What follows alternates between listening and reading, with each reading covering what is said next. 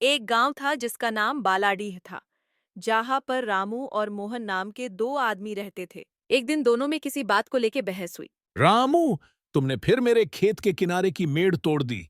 मैं तुम्हें पहले भी चेतावनी दे चुका हूँ।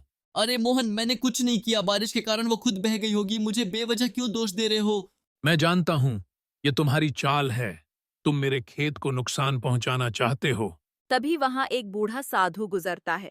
साधु उनकी बहस सुनकर रुक जाता है। बेटा, झगड़ा क्यों कर रहे हो? समस्या क्या है? महाराज, रामू ने मेरे खेत की मेड़ तोड़ी है। ये हर बार ऐसा करता है।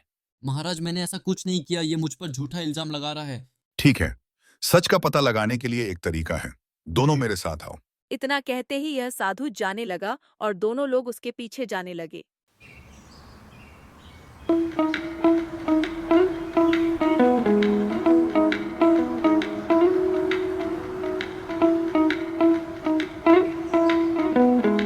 सब लोग चलते चलते गांव से बाहर आ गए। गांव के बाहर एक पुराना पेड़ था।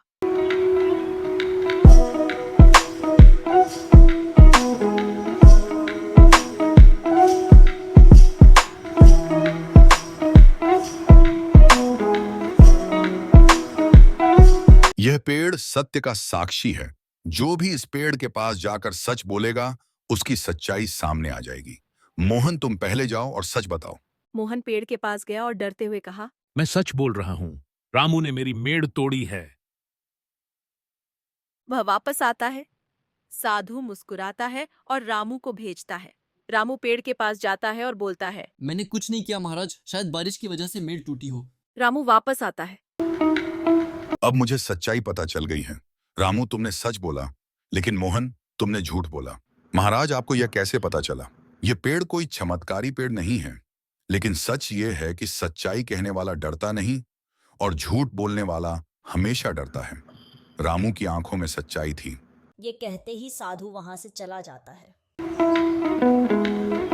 रामू, मुझे माफ कर दो। मैंने बिना सोचे समझे तुम्हें दोषी ठहराया। कोई बात नहीं मोहन, चलो अब हम दोस्त बनकर रहें।